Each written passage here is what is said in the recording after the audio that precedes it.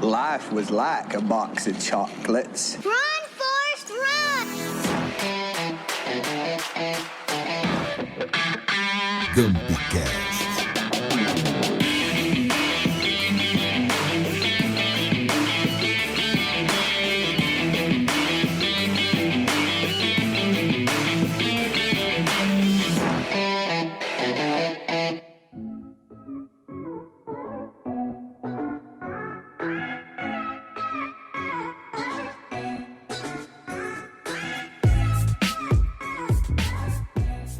E aí, galera, tá no ar mais um episódio do GumpyCast. Esse podcast é realizado pela galera da Gump Casa Criativa, uma agência de publicidade, produtora de conteúdo, desenvolvedora de sites, trabalhamos com design e tudo o que dá pra gente fazer. Tamo aí! Eu sou a host Camila Keu, redatora e social media do time Gump. A produção é do Matheus Martins. Vamos apresentar os participantes desta edição. A gente começa pelo nosso diretor de design e criação, Maicon Dias. Fala, galerinha, #tamo aí.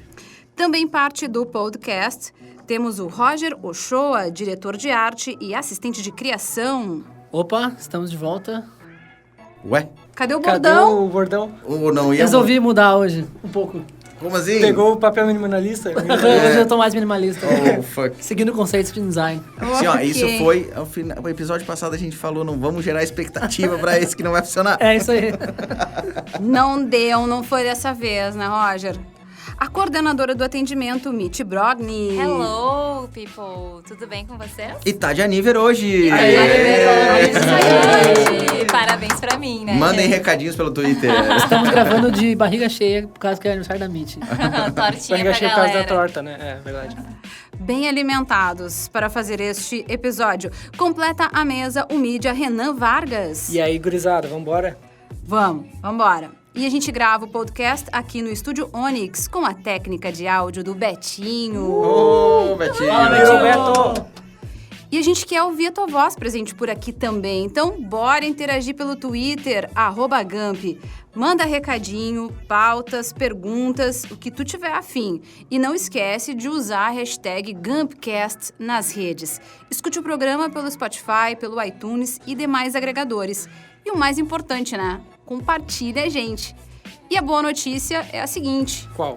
Nossa meta de 100 seguidores Que foi tem? alcançada! Não apenas Eu alcançadas, nós já passamos. sabia. Nós passamos, né? Alcançamos e estamos deixando pra trás já. Como é que é quase, né? Se atingir uma meta, agora A é gente vai dobrar dobrar a a meta. Pois é, então, tá achando que acabou a campanha? Não! Agora o desafio, como vocês já adiantaram por aqui, é dobrar a meta. O lance é rumo aos 200. Aí, E compartilha lá, vambora. vambora. Tá? Então a gente continua contando aí com a ajuda de vocês para que a gente chegue nessa meta. Vamos ver como é que vai ser isso. Bom, vamos começar então o nosso papo. Já no ano passado, a empresa de pesquisa de mercado Euromonitor International apontou entre as principais tendências de 2019 o consumo consciente. O assunto não é novidade. Os consumidores estão cada vez mais conscientes e buscam decisões positivas ao comprar e consumir um produto. Veganismo e postura eco-friendly estão com tudo. A busca por produtos que gerem menor impacto no meio ambiente tem se tornado um grande filão. E quem não se ligar nisso pode ficar para trás. Por isso, nosso tema de hoje é marcas mergulhadas na sustentabilidade. Então, vamos começar a nossa discussão contextualizando um pouquinho disso, né? Falando na aplicação da sustentabilidade nas empresas, porque existe um conceito chamado Triple Bottom Line, ou tripé da sustentabilidade. Renan, fala um pouquinho pra gente sobre esse conceito. Assim, a princípio parece um pouco assustador, mas queria que tu destrinchasse pra gente, contasse como é que ele pode ser aplicado também. O nome, ele traz medo de início, né? O Triple Bottom Line, ele é um conceito de gestão que preza pela sustentabilidade de forma ampla nas empresas. Então, ela vai muito além do que preocupações ecológicas. Então, é um conceito que ele nos traz, que é preciso ter uma atuação mais sólida em outros setores, não além ao meio ambiente, né? Ele surgiu na década de 90, né? Mais precisamente em 1994, que é o ano mais importante de todos, porque o ano que eu nasci, né? Então... ok. Não, eu achei que tu ia dizer que era o ano do Tetra. Do Ayrton Senna. Mas então tu nem viu o Tetra, cara. Não vi, cara. Jesus. Sabe que isso é uma grande frustração minha. Barbaridade. O Betinho tá lá indignado. Assim, não viu o Romário, Bebeto? Não acredito, não viu o Romário. Eu vi o Romário em gente. final de carreira. Mas, Meu bom, Deus. enfim. Ela nasceu em 1994, quando o autor britânico John Elkington publicou o artigo The Triple Bottom Line, What is it and how does it work? O que é e para que funciona, né? Para que serve. Bom, e desde lá, né, são 25 anos que esse conceito perdurou, né, aí no desenvolvimento desse tema, da sustentabilidade. E por isso que é importante, e por isso que a gente está fazendo esse podcast hoje, trazendo esse tema para cá, porque é importante ter uma atualização e fazer com que as empresas tenham um melhor entendimento do que é esse conceito. Bom, de forma resumida, assim, o John ele diz que para que uma empresa pudesse ter sucesso dentro de um título sustentável, dentro desse âmbito sustentável, ela deve ser conduzida visando a parte econômica, os seus impactos ambientais e como ela se relaciona com seus colaboradores. Então, ela vai, que nem eu disse ali no início, ela vai muito além da questão de preocupação com o meio ambiente, né? Então, ela está trazendo esses 3 aspectos, a parte econômica, a parte ambiental e a parte social, digamos assim, né? Ou seja, tem que ter um trabalho equilibrado na economia, no meio ambiente e nas pessoas para ter esse trabalho de sustentabilidade.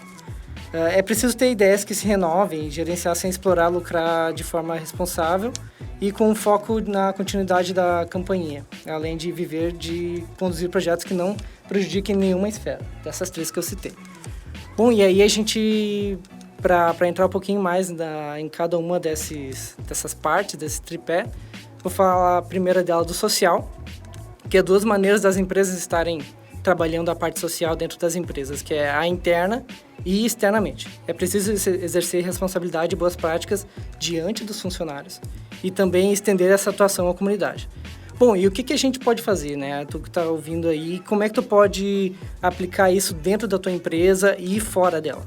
Bom, dentro, primeiro que deve começar com o respeito e a boa convivência dos colaboradores, né? Nesse sentido, o que a gente pode estar fazendo é oferecer flexibilidade para os funcionários, remuneração justa, benefícios, inclusão e diversidade, suporte para esses funcionários. Essas ações, elas garantem um ambiente de trabalho saudável, uma relação harmoniosa e justa, fatores que impactam positivamente os resultados da empresa, né? A empresa estando bem dentro, ela vai acabar refletindo direta ou indiretamente nos resultados fora. Quero fazer um gancho nisso que tu falou, na questão do ambiente interno.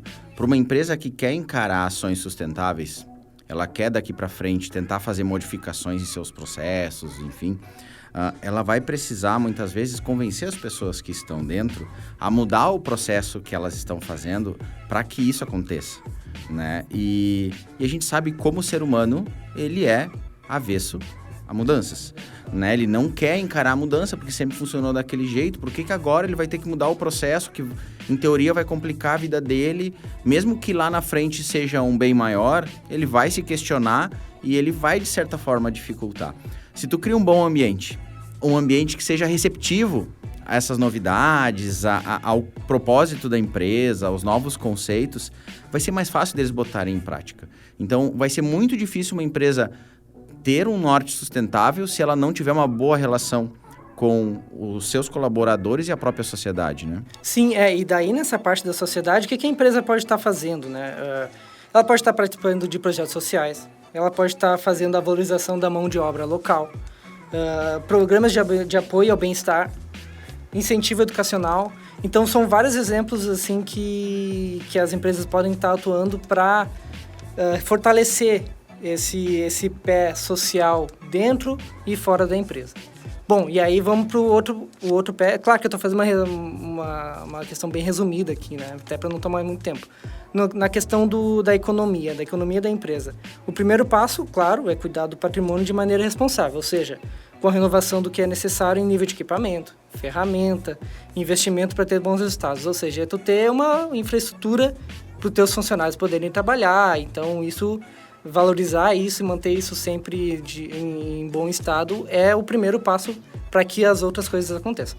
Maior responsabilidade na gestão financeira, especialmente em relação a investimento e orçamento. Então não dá para sair fazendo gasto que nem louco, fazendo orçamento que nem louco. Tem que ter tudo muito bem calculado, tudo muito bem controlado. Até porque hoje tu investir ainda em ações sustentáveis, em matéria-prima, processo, ele ainda é mais caro. Sim. Né? Tu ainda, as empresas, elas se questionam, tá, mas esse cara tá valendo a pena, né? Então, tem que ter uma responsabilidade para tu entender que no final o teu processo tá lucrativo, né? Claro, claro. E aí tu também tem que ter uma preocupação com a responsabilidade fiscal, né? Óbvio, gestão de documentos fiscais e o pagamento dos tributos e declarações para a Receita. Manter a saúde de negócio da empresa saudável para que tu tenha todas as partes desse tripé num mesmo patamar, para que assim a gente consiga desenvolvê-la. Bom, e na questão ambiental, né, que é o foco principal aqui do nosso programa, manter práticas de produções mais adequadas, como a emissão de poluente e o descarte de matéria-prima. Tu trabalhar, que nem tu comentou, da questão dos fornecedores que utilizam matéria-prima reciclada. Então, tu orientar os teus consumidores ao uso e ao descarte correto dos teus produtos também entra aqui. Explorar os recursos naturais com mais responsabilidade. Tá usando energia solar, fazer reutilização da água. Enfim, tem várias questões que podem estar ajudando aqui nesse aspecto ambiental. Bom, é bastante coisa, né? E essas três coisas, elas têm que caminhar juntas. Então, quem está nos ouvindo deve estar perguntando, tá, mas como fazer? Como botar em prática? É tanta coisa que eu não sei por onde começar. De fato, é um processo que é complexo e ele possui algumas dificuldades. E que nem tu comentou, Maicon, que as dificuldades são N's, né? Elas podem aparecer uma dificuldade para uma empresa ou pode aparecer outra dificuldade para outra empresa. Então, cada uma tem a sua característica, a sua particularidade. E aí a gente tem que saber, é importante saber detectar essas dificuldades e, a partir disso, trabalhar de maneira estratégica. Até com soluções que realmente se destaquem, né? Que resolvam isso. Pegando isso que tu falou, realmente o impacto que isso causa quando uma empresa quer fazer essas mudanças. Durante a nossa queimação de pauta, a gente deu um exemplo, né? A minha geração, e eu não sou tão velho assim, bem pelo contrário, tenho menos de 40, né? Então tá tudo em casa. A nossa geração na escola aprendeu que a gente vivia num país com matéria, com condições, com água, com árvore, com tudo infinito. Recursos infinitos. Eram recursos infinitos. A gente poderia... O Brasil era o melhor país do mundo e a gente vivia realmente num paraíso, né? Então, se a minha geração aprendeu isso, com certeza as gerações anteriores tiveram isso na veia, né? Eu peguei essa transição e o entendimento para que eu me comporte hoje de uma forma mais sustentável, sabendo que isso me gera economia, mas isso gera economia para o planeta, né? Mas a maioria dos gestores hoje das empresas são da geração X ou Baby Boomer. A maioria dos gestores dos negócios hoje tem essa idade. Então, eles foram educados num modelo onde nós tínhamos recursos infinitos. Então, eles não tinham essa preocupação. E hoje, para que essa mudança ocorra, ela tem que ser vista de uma forma muito mais macro e mudar processos, muitas vezes, que, dependendo do negócio, ocorrem há 50 anos daquele jeito, né? E talvez tu vai ter que mudar uma linha de produção inteira, né? Tu vai ter que abandonar uma linha de produção, montar uma nova, através de um novo modelo, vai ter que esquecer os teus fornecedores, vai ter que buscar novos fornecedores. Isso é quase como uma estruturação de um novo negócio, né? É tudo muito mais, não vou dizer de forma alguma fácil, mas é muito mais claro quando uma empresa ela nasce já sustentável ou com uma pegada sustentável de essência, né? Então, para alguém que já tem um histórico que não nasceu assim, é muito mais difícil, Sim, né? a gente vai lembrar de cara, talvez de muitas marcas que a gente gosta, que surgiram por aí, que já nasceram com essa pegada sustentável. Só que são marcas, em geral, assim, tirando exceções como uma Natura da vida, marcas que têm 10 anos, 5 anos. Marcas mais novas. São marcas novas, então já nasceram com esse processo. Agora, se a gente pegar grandes marcas mundiais que têm um volume absurdo de produção de produto, eles têm o quê? Elas estão tentando fazer testes. Elas vão lá, lançam um projeto cápsula, que nesses dias a gente comentou da Adidas, né? Em 2016 ela fez um projeto cápsula com uma ONG que colhia plásticos do oceano ela reciclou o plástico recolhido e produziu 50 pares. Pô, era um produto de status, né? Só existiam 50 unidades, foram as primeiras 50 unidades da Adidas, um baita status ecológico, com certeza devia ter um valor absurdo para tu poder ter um produto desse, mas o que ela estava fazendo? Ela estava começando esse movimento para entender como ela iria entrar nessa vibe. Ano passado, 2019, a Adidas fabricou para o mundo 11 milhões de pares com plástico retirado do oceano. E tu vê assim, em 3 anos, olha o que essa empresa conseguiu fazer, conseguiu entregar para o meio ambiente.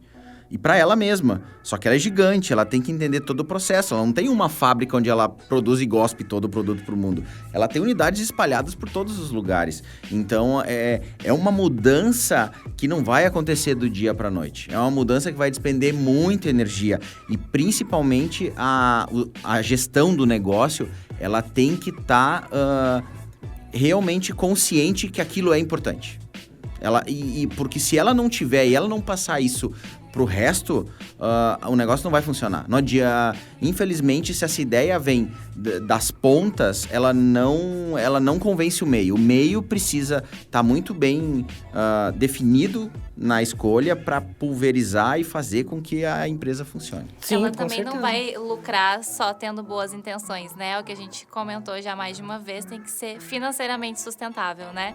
Então envolve N setores e, nossa, é muita coisa, né? Não é simplesmente ter uma boa vontade, uma boa ação, vamos mudar a partir de agora, envolve Os minutinhos que eu falei aqui, na mil verdade, processos. eles se expandem em anos de reabilitação, Anos, de com transformação certeza. da empresa, né? Principalmente se é no caso, como o Michael falou, que é de uma vida toda, de sei lá quantos anos numa mesma forma, o mesmo método, né? Não é de um dia pro outro que tu muda tudo. Tu vê, por exemplo, os automóveis, né? O movimento que há anos o mercado automobilístico vem fazendo nessa ideia de tentar ter carros elétricos ou com outra alternativa de combustão. A gente está encontrando essa realidade agora, começando a acontecer. Ainda no Brasil, ela é um pouco inviável por questões tributárias em cima desses carros, que encarecem muito eles para serem adquiridos.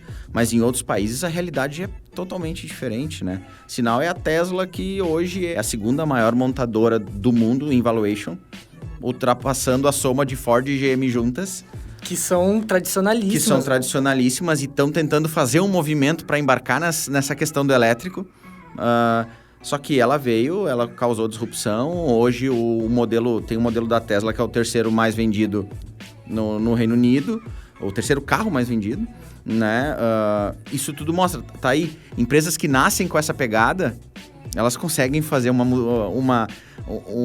mudança do consciente coletivo mais rápido do que aquela que tem que mudar um processo muito antigo para que isso aconteça. Pra gente ter uma noção, desculpa, Mitch, o conceito do Triple Bottom Line, ele existe desde há 25 anos. E quantas empresas a gente vê hoje que tem esse tripé amarrado, né, nas ações? Então, de fato, é algo que o nosso modelo de negócio, ele não nasceu de maneira sustentável, né? Então, até a gente mudar isso, se vai em um bom tempo.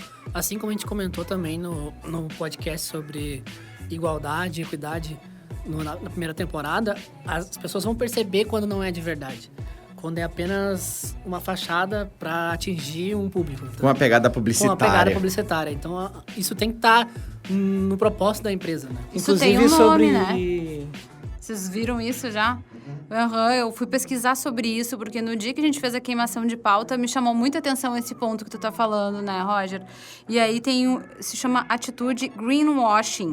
O greenwashing, exatamente. É a E eu ideia não de tu sabia lavar disso. de verde o teu produto.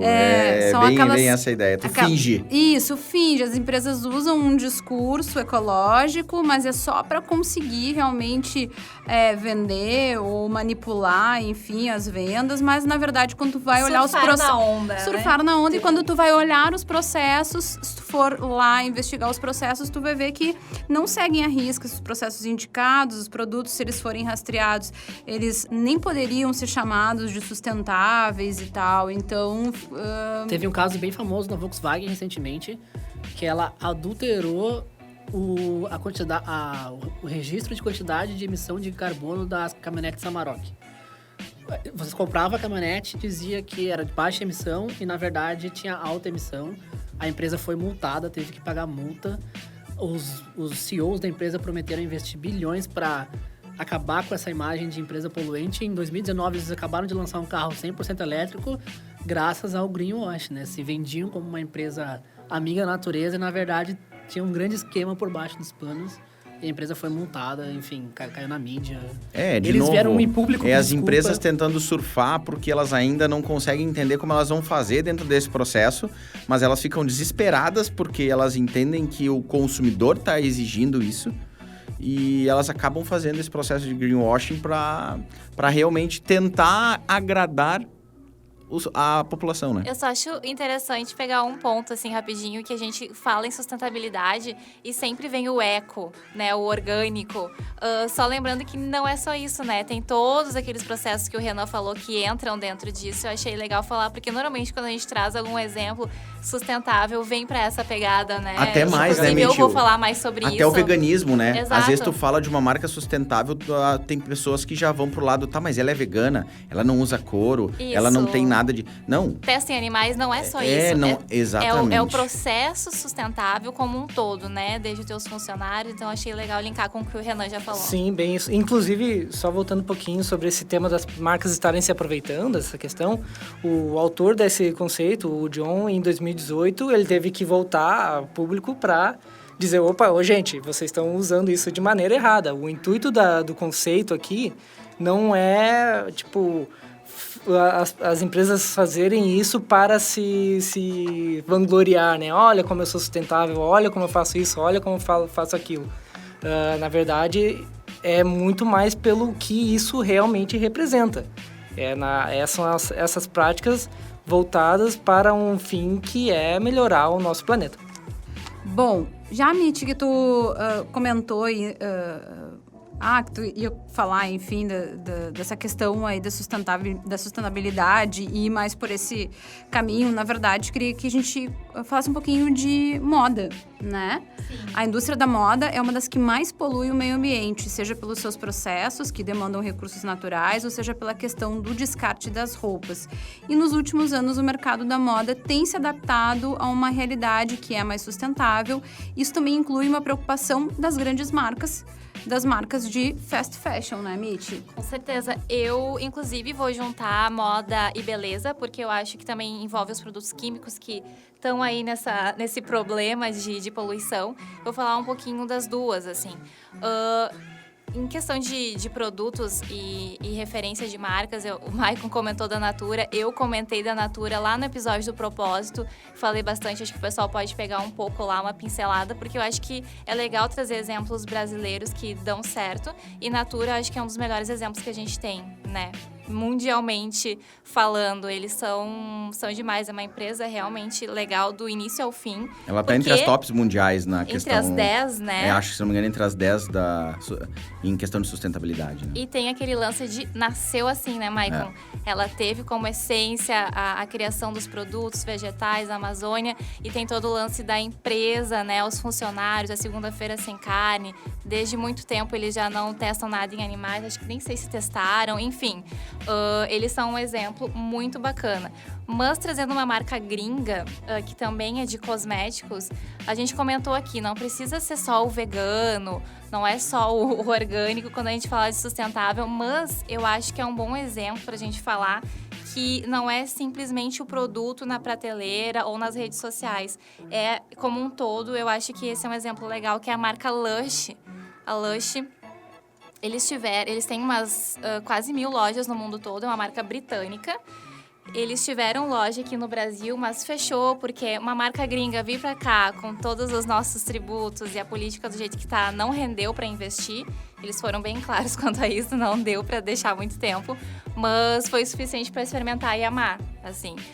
Eles são referência em toda a produção dos materiais deles, são orgânicos, veganos e vegetarianos.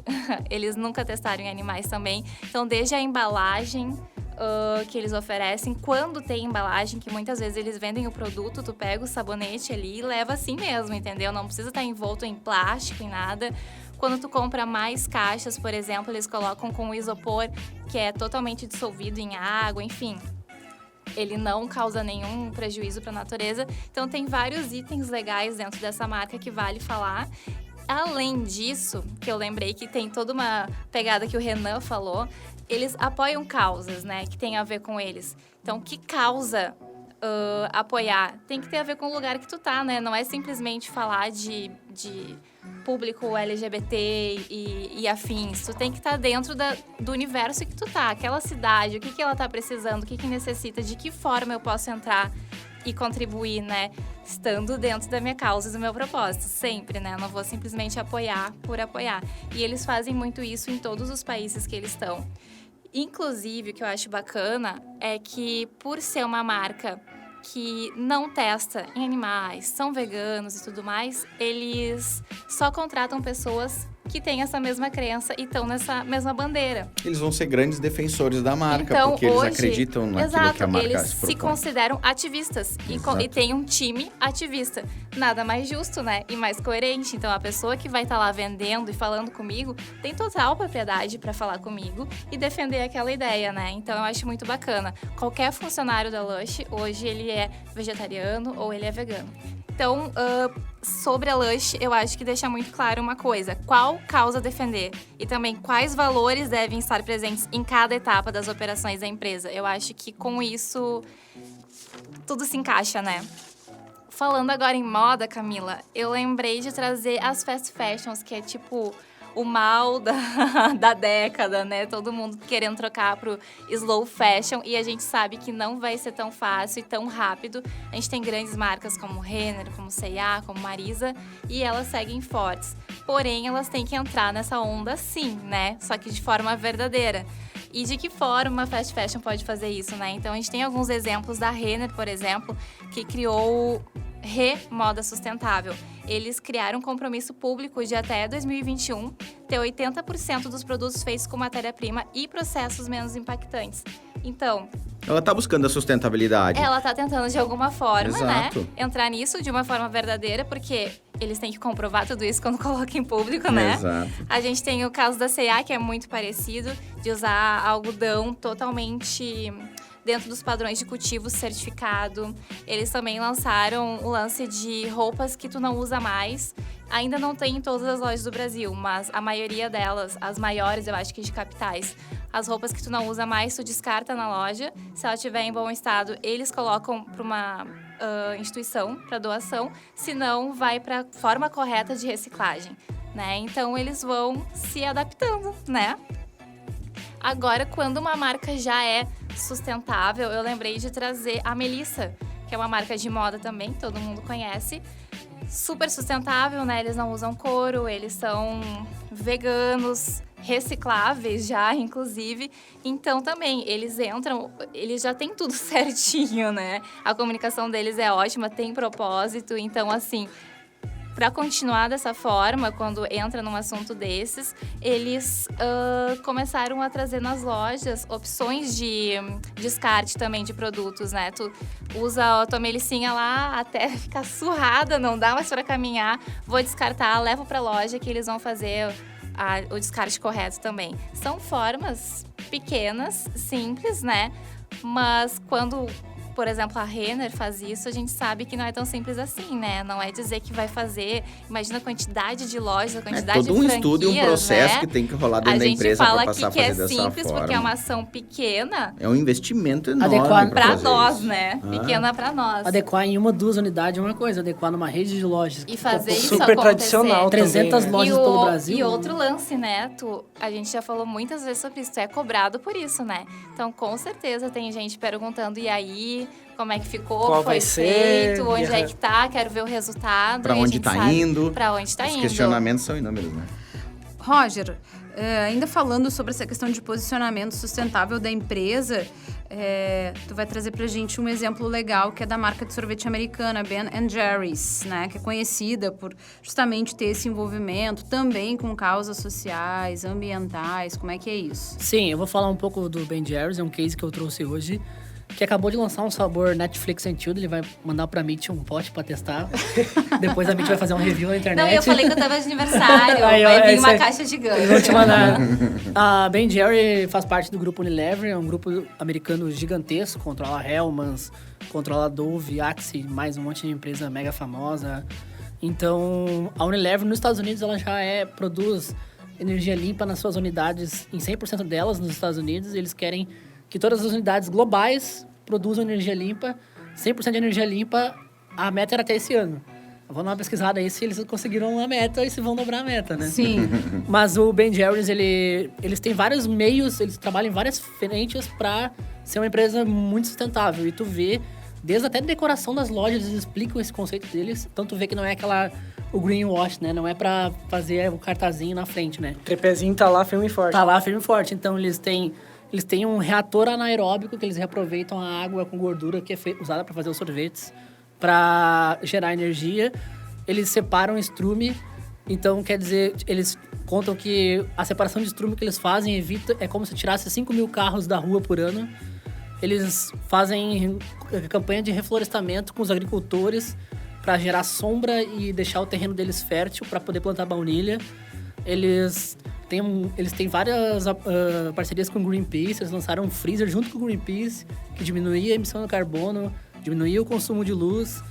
Eles participam de eles fizeram campanha a favor do casamento gay nos Estados Unidos, eles participaram da marcha pelo meio ambiente que rolou também nos Estados Unidos. Então tu vê que a empresa não é só fachada, são muitas atitudes o tempo todo em várias frentes diferentes que fazem a empresa sustentável. Que é o negócio, social e o meio ambiente, né, Roger? Exatamente. Essa questão do social é bem interessante, porque uma das coisas que mais está acontecendo no Brasil, principalmente nesses últimos 2 anos, é a expansão da energia solar, né? A captação da energia, gerando energia limpa para os negócios ou para as nossas casas. E às vezes tu vê as empresas promovendo exatamente isso. Hoje a nossa energia é 100% limpa. E muita gente ainda encara isso como, isso é autopromoção, é tu que tá economizando dinheiro para ti no futuro, tu não tá ajudando o meio ambiente. Só que se tu parar, é que a visão tá pequena, a gente tem que ter uma visão macro.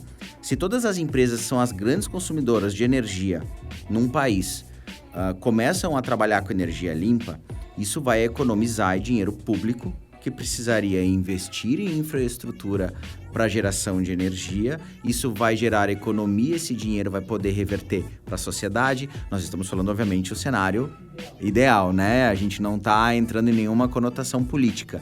Mas se a gente consegue ter uma visão mais macro, tu está conseguindo entender o benefício que aquilo está entregando para o meio ambiente. Óbvio que a empresa daqui a alguns anos vai passar a economizar.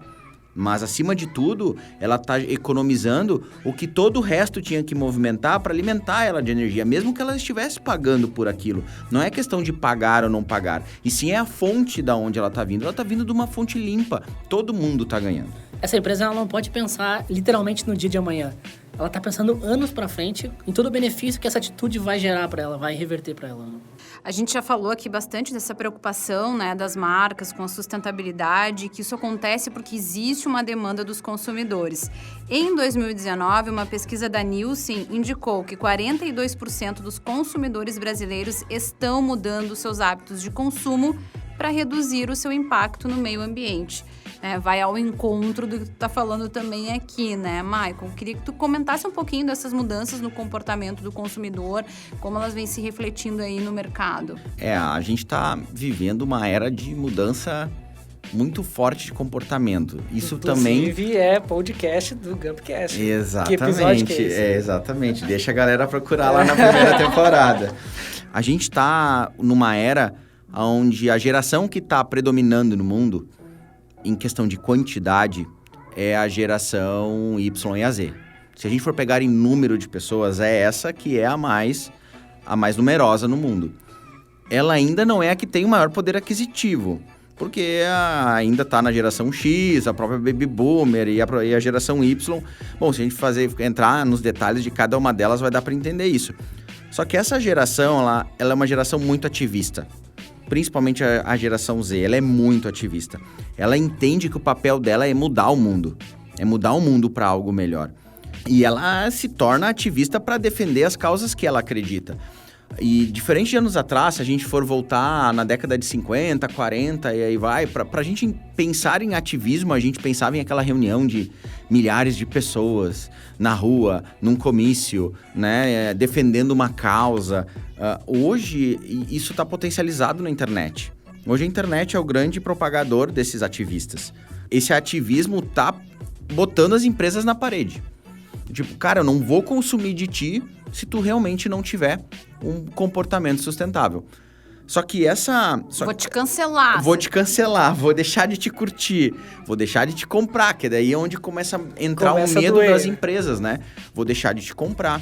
Por isso que a gente vê tantas marcas pequenas, nichadas, espalhadas, um monte de empresa pequenininha de nicho, porque elas conquistam o coração daqueles ativistas ao seu redor, dentro da sua causa. E quando a gente fala de ativismo, a gente não tá pensando que são todos ativistas iguais, né? Cara, para esta questão é um monte de gente que tem sinergia. Talvez para outras são totalmente diferentes, mas elas cobram isso das empresas. E ao mesmo tempo, essa pressão, ela tá causando um grande questionamento dentro dos negócios, que talvez é o contraponto que na nossa queimação de pauta o Dani expôs para nós, mas hoje ele não tá aqui participando. Em memória. Em memória. Ai, que horror. Mentira. Ele tá com uma enxaquecazinha, então, né, tá em casa hoje. As empresas estão se perguntando, cara, hoje eu entrego um produto pro mercado. Um produto da forma que eu estou fazendo. Quem é que tá consumindo o meu produto? Meu produto tá sendo comprado por gente que tem esta preocupação? Porque vamos lá, vamos dividir esses grupos em 3. Aqueles que compram sem ter preocupação com sustentabilidade, aqueles que defendem a sustentabilidade, te cobram pela sustentabilidade, mas não compram o teu produto, ou seja, elas estão lá só tirando pedra no teu vidro, mas elas não são consumidoras da tua marca, e tem aqueles que estão preocupados e que compram a tua marca. E daí a empresa vai tentar fazer esse movimento e ela pensa assim, tá, mas eu vou fazer esse movimento, vou encarecer o meu produto, porque ainda a gente está com esse problema de ações sustentáveis acabam impactando no preço, mas daí o cara que me compra hoje, talvez é o cara que não tem essa preocupação, se subir o preço, ele vai dizer, não, eu vou deixar de comprar. Só que essa geração que está aqui na frente, que hoje é a maioria em número, tá me cobrando, ela não compra o meu produto. E daí eu vou investir, eu vou deixar ele mais caro, eu vou estar, obviamente, tendo um comportamento muito mais consciente e sustentável frente ao mundo, mas no final das contas eu não vou vender porque essa população não me compra. Então, isso é tão inquieto para quem está no comando de um negócio para entender esse equilíbrio. O que eu posso fazer que vai ajudar, porque ele também está entendendo que ele tem que ter uma postura para ajudar, em contrapartida, ele não quer perder o que ele está vendendo, porque negócio é negócio, gente. Negócio precisa ser sustentado por dinheiro. Senão vai abrir uma ONG, que ele não está preocupado com lucro, né? Então, aqui no programa, até eu acho que a nossa grande ideia é deixar essa pulguinha na cabeça de quem está nos ouvindo, se é um gestor de negócio, ou é um gerente de marketing, ou qualquer coisa assim. Toda hora, daqui a pouco, essa pauta da sustentabilidade deve estar sendo colocada na mesa. A gente não precisa ter um comportamento eco-chato, no sentido de achar que tudo tem que ser absolutamente sustentável. Eu acho que o importante é a gente entender que a gente precisa começar a dar os passos para alcançar isso. Isso é um processo que vai demorar muito tempo, embora a gente vê, inclusive no podcast passado a gente falou, para 2020 a tendência é do status ecológico para vergonha. Cada vez mais as empresas vão ser atacadas se elas não estão tendo atitudes sustentáveis, mas isso vai ser uma construção. Não adianta a gente sonhar. Essa mudança de geração e de entendimento da responsabilidade que a gente tem frente ao mundo que está fazendo esse mindset todo, esse consciente coletivo encarar as coisas de forma diferente. Até por isso a quantidade de coleção, cápsula, edições limitadas, é tudo curtas, teste. São testes, Teste né? para ver como é que funcionaria a produção, como é que vai funcionar a receptividade do meu público. Foi boa, não foi boa? Vamos lá, montadoras de veículos de novo, né? Elas vão lá e lançam um carro, elas fazem um experimento, muitas vezes elas estão lá com seus experimentos rodando há 2, 3 anos para entender como vão ajustar os processos. Então, e daí assim, se a gente for parar para ter um olhar crítico, uma empresa gigante que trabalha há 100 anos nesse modelo, ela tá tentando mudar. Ela tá dando passo. né? Ela não tem tudo, porque não tem como mudar tudo do dia para a noite. Mas ela tá tendo essa atitude e é importante que as pessoas apoiem isso. Se elas são ativistas nessa ideia, vamos apoiar. Vamos realmente valorizar esses passos que elas estão dando. Com certeza. E já que a gente falou, então, de adoção de medidas sustentáveis das marcas, de mudança de comportamento dos consumidores a esse respeito, e nós? Quais são as nossas pequenas contribuições para um mundo mais sustentável? Eu vou começar até falando sobre isso e não tenho nenhum orgulho, na verdade, porque quando a gente começou a falar sobre esse assunto, antes de chegar aqui, e essa pergunta foi colocada assim no ar, eu fiquei muito surpresa, porque na verdade eu descobri que Deu conta, Camila? Eu me dei conta que o que eu faço é muito pouco, é irrisório, né? Eu separo o lixo. Né? Eu acho que isso aí ainda é muito pouco, né? É o mínimo, né? Eu fiquei bastante, inclusive, chateada comigo mesma, assim, sabendo, lendo e tal sobre o assunto. Me achando minimamente informada do mundo de hoje e realmente quando essa colocação foi posta na mesa, assim, quando esse assunto foi posto na mesa, disse, nossa, eu tô surpresa com a minha incompetência nesse assunto, né? Então, assim, eu acho que o mais legal disso... que eu preciso realmente me debruçar sobre isso e melhorar nesse ponto. Eu tô falando muito honestamente sobre, né? E o mais fantástico disso é a gente se dar conta disso. Eu acho que talvez a tua reação na nossa queimação de pauta e agora, e quando isso cai na frente das empresas, eu já me dei com empresários que vi caindo a ficha deles para esse sentido, aí que tá o passo que é esse passo da mudança, né? Então, a gente começa de casa. Uma empresa, ela tem que começar de dentro e não para fora com o greenwashing, né? Ela tem que pegar e começar nas atitudes internas. E isso pra gente, que talvez... Tu, Camila, tá mais ou menos na minha geração, né? De novo, a gente tá num processo de mudança da nossa cabeça, né? Sei lá, cada um tem o seu timing, cada um tem a sua forma de buscar essas mudanças. Vale a cada um dar o passo. Seja reciclando lixo, seja separando a latinha para não ir no lixo seco, porque só separar tuas latinhas da cerveja e encaminhá-las vão ser muito melhor recicladas. Lavar as embalagens plásticas que estão na geladeira que tu usou antes de botar no lixo, porque se tu lava, ela pode ser reciclada, diferente dela ir suja. Então, são pequenas coisas. A roupa. Até eu vou dar uma dica. Que depois vai ser a minha dica no final do programa. Tem um site que ele calcula a tua pegada de carbono, né? Pegada de carbono em relação ao consumo de roupas, somente de roupas. Tu responde lá umas perguntinhas e ele vai te dizer qual é o impacto que tu causa. E talvez aquilo já ajuda a gente a mudar algumas atitudes, né? De encaminhar a roupa, de não fazer um descarte, de daqui a pouco ou revender ela ou doar ela, consumir menos. Eu não preciso tanta roupa durante o ano, eu posso comprar menos. E isso começa a refletir em um monte de consumo dentro da nossa casa. E no final das contas é legal que tu vai entender isso no bolso, né? Tu começa a ver que esse monte de atitude está impactando em economia no teu bolso. Acho que aí é que a coisa melhora, né? Quais as atitudes de vocês, gente? Vocês Camila, são... não tô muito longe também. Eu faço exatamente como tu falou, as pequenas coisas. Eu acho que é o mínimo do mínimo e eu tô devendo bastante pro meio ambiente, assim. Separar o lixo, faço há muitos anos, torneira aberta, banho curto, isso a cada vez eu venho me policiando cada vez mais, às vezes me pego com banhos bem mais longos do que o necessário. Mas eu faço o mínimo também. Aquele lance de apagar as luzes quando não tá usando. Isso até é um costume que eu tenho, sabe? Eu sou bem chata em relação a isso. Mas isso é um pouco de casa, mas é pela questão... Financeira, né? Financeira, porque quando dói no entende? bolso, a gente se obriga, né? E é mas... sempre assim. Mas é isso, sabe? Dentro de casa, normalmente, assim, onde a gente mais... o que eu posso dizer? Eu uso bastante Uber, né? Que é coletivo, Claro, ajuda, né? Mas são ações pequenas, assim, que em conjunto elas geram um impacto certeza, menor se que seja, aquele lance, mas... cada um fizer um pouquinho, Se né? cada um fizesse, mesmo que fosse um pouquinho, já ajudaria muito, né? E falando de mim, agora, bom, lá em casa essas coisas também acontecem, de separação do lixo, reaproveitamento do óleo de cozinha, né, o descarte correto das lâmpadas, essas coisas. E aí, a única coisa especial assim, que a gente fez foi... lá em casa a gente tem 3 cachorros. Quem tem cachorro em pátio sabe que a sujeira é diária. Eita. Então, o meu pai armou um esquema que ele pega a água da calha, põe numa caixa d'água e ele consegue usar aquela água reaproveitada da chuva para limpar o pátio, que é limpado todo dia, quando não é limpado 2 vezes por dia por causa, né, das necessidades dos nossos cãezinhos.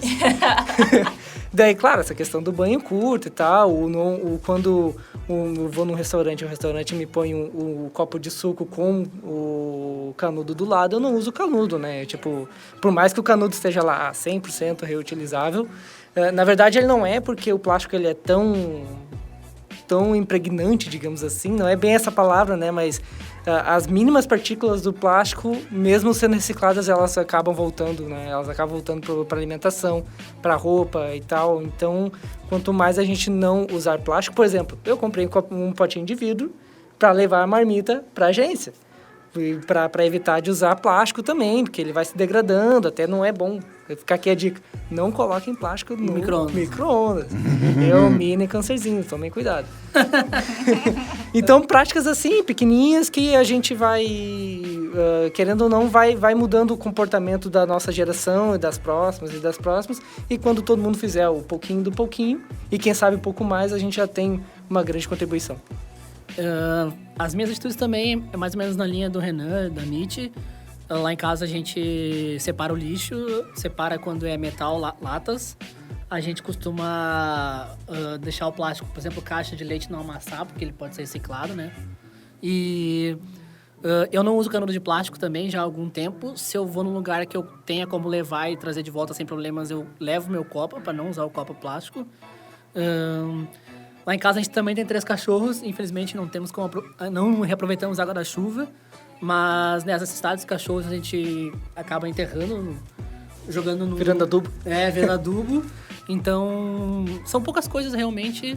Questão de água também. Eu lembro, até comentei na queimação de pauta, quando eu era criança eu escovava os dentes com a torneira ligada, né? Isso é uma coisa que hoje eu fico muito... Já me reparo na hora, vamos desligar pra... né, enfim...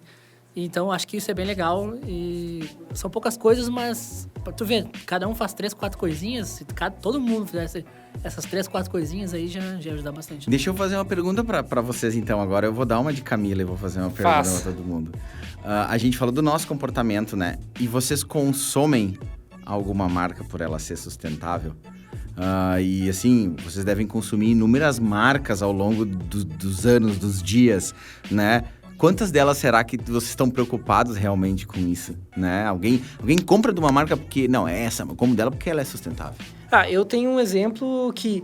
Claro, que nem tu comentou, a questão de virar sustentável hoje em dia, ela tá gerando muito valor pro produto. É um valor agregado, né? Que é um produto muito mais simbólico, muito mais valioso, mas acaba sendo um peso a mais no bolso do consumidor. Eu, por exemplo, comprei uma nova armação de óculos, que é da marca Livo, lá do Rio de Janeiro, em que eles fazem esse trabalho sustentável de ajudar a valorizar a mão de obra local, de usar matéria-prima sustentável para a produção dos óculos. Então, mas foi a única também, por enquanto, assim, né? Que de fato tem esse tripé funcionando, assim. Sim. De fora, os outros consumos são mais comuns, assim. Eu não lembro de ter comprado uma marca só por ser sustentável, mas, por exemplo, eu não compro roupas de couro. Já comprei sintético, mas não couro puro, nunca comprei. Mas eu já virei fã de uma marca por ela ser sustentável. O Ben Jerry's é um caso que eu... O sorvete. Que eu sou muito fã, eu sou, como é que chama? Um pastor do Ben Jerry's por aí, porque... Pastor do Por Ben causa Jerry's. dessa pegada sustentável. Se fosse uma marca comum como qualquer outra, talvez eu não seria fã da marca como eu sou, né? E aí a gente tá falando de um produto que custa quase o dobro do outro que Do não tem sorvete essa normal, pegada. exatamente. Pois é, Né? em maquiagem, que eu sei que é uma coisa que normalmente é testada em animais, agora cada vez tá mudando mais isso, né? Mas isso eu sempre cuidei. Desde que começaram a divulgar as marcas que não testam, eu uso as que não testam. Porque é aquela coisa... Que horrível isso, né? Mas a gente sabe, bichinho, coitadinho, né? É a primeira coisa, não vou testar. Só que tem um contraponto que, tipo, eu ainda compro em lugares que usam crianças que estão fazendo as roupas, sabe? E é horrível, a gente tem que mudar isso mesmo, né? Mas não, eu vou muito pelo preço daí, no caso, mas... Eu lembro dos bichinhos nas maquiagens e eu compro Mas as viu que como não é testam. complexo, né? É muito complexo, porque assim, tem várias coisas que eu já quis e não comprei em função de preço. Eu adoraria poder ter e ainda não é um valor que bate com os outros que eu compraria, então deixo de ter, mas gostaria em função de preço, sabe? Ainda dói. Eu gosto de muitas marcas, veganas inclusive e tal, mas não comprei nenhuma delas porque o preço não combina com o meu bolso. Sobre essa questão dos cosméticos que a Mitty falou, há algum tempo já eu tenho usado um shampoo e um condicionador 100% vegano, não testado em animais. Isso foi um cuidado assim que eu comecei a ter. Mas basicamente isso. Uma outra coisa que acontece, mas é como a Mitty falou, assim, não tem como, tu acaba comprando, sabe? Tipo, numa fast fashion e tal, mas eu diminuí esse meu sim. consumo Isso e sim. comecei numa batida de brechó mesmo. Brechó real oficial. Não brechó hipster que coloca a roupa, o preço lá em cima, né? Brechó mesmo. Então, isso assim foi uma mudança do ano passado pra cá. Mas é isso. Acho Tu que vê, todo mundo deu mais ou menos a mesma resposta e eu me incluo, não vou entrar em detalhes, mas eu sou igual a vocês, admiro marcas, Exatamente. consumi muito pouco até agora, talvez de uma ou outra marca, em um ou outro produto muito pontual. Então tu vê assim, de novo, tô aí ouvindo o contraponto. Se a gente vai para pesquisas que a gente entra na internet da intenção de compra das pessoas, se elas fossem perguntar para nós, tu tem intenção de comprar de uma marca sustentável? Talvez nessa sala ia ser 100%, com certeza, que a gente tem essa intenção. Se nós vamos lá para a rua, a gente vai ver pesquisas de 60%, 40%, por aí vai, dependendo do instituto que está fazendo, que as pessoas buscam marcas sustentáveis. Elas buscam. Comprar é outra coisa. Então, assim, esse é o ponto que, sim, as empresas têm que ter essa atitude. Só que hoje ela ainda a gente está impactando em tecnologia, que implica no preço. Lá na ponta, tu acaba comparando ele com outro que tu já comprava e tu acaba continuando comprando aquele outro e não deu o passo além. A gente vai viver um processo de maturação. Isso não é para desestimular quem está ouvindo. Pelo contrário, é para entender assim, a gente não pode daqui a pouco basear uma transformação dentro de uma empresa 100% nisso, porque talvez não vai trazer resultado, talvez vai piorar o resultado, porque tu vai ver que tu tá começando a não conseguir vender esse valor agregado que tem no negócio, mas isso vai acontecer logo ali na frente. Então é importante criar uma política para essa transformação, para que isso aconteça, que lá na frente isso vai rolar. Gente, a gente tá chegando no final de mais um Gumpcast. Não, Mas já passou muito passou rápido, cara. Mas não sem antes falarmos sobre nossas dicas, o que vocês têm lido e assistido, galera. Bom, vou começar então, tá? Já que a gente tá pra ficar nesse clima aqui no tema, pra quem quiser, dá uma acompanhada aí nas redes sociais da Fashion Revolution, tá? Que é um movimento bem legal. O que acontece? Tem um dia específico, inclusive, o dia Fashion Revolution, que é no dia 24 de abril. E esse é um movimento que vem para conscientizar justamente sobre impactos socioambientais da indústria da moda, celebrar as pessoas que fazem as roupas, as pessoas que estão por trás das roupas, incentivar a transparência, fomentar a sustentabilidade. Então, essa, enfim, é a minha dica. Esse movimento começou, enfim, depois de um acidente principalmente na Índia, onde muitos trabalhadores morreram e tal, né? E aí a indústria da moda começou a olhar com mais atenção para a cadeia produtiva da moda, discutir os impactos e as condições de trabalho. Então, Fashion Revolution fica aí a minha dica. Michael, qual a tua dica? Bom, a minha dica eu já dei um spoiler durante o episódio. O link vai estar lá no nosso Twitter, né? Porque o link é grande, né? Mas é um e-commerce americano, ThreadUp, que ele tem lá a tua calculadora da pegada de carbono sobre o teu consumo de roupas. São 11 perguntinhas, super rápido de responder, e ele mostra exatamente o teu comportamento, quanto tu causa de impacto e que atitudes tu pode passar a ter para mudar isso. Porque talvez em algumas partes tu age certo, em outras tu parte errado. Então lá no final ela te dá várias dicas do que fazer. Obviamente o site é todo em inglês, mas para quem não domina tanto, ele é bem fácil. Vale a pena, acessa lá e confere a tua pegada, vê como é que tá. Mitty. Eu vou indicar a marca Panties. A Panties é uma marca de sutiã, calcinha, biquíni, short, todos absorventes. Acho que tem bem a ver com o que a gente estava falando hoje. Essa marca, ela faz só produtos absorventes e reutilizáveis. Então, por exemplo, uma calcinha, na menstruação, tu utiliza, lava, usa de novo. Ela é totalmente absorvente. A gente evita o descarte daquele monte de absorvente, de OB, enfim.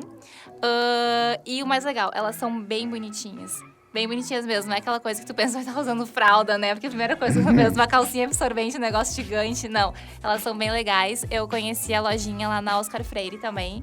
É super bacana, a ideia, o conceito é todo muito legal. A comunicação também da marca é bem legal, né, Mitty? A forma de mostrar, as modelos que eles utilizam, é tudo muito massa.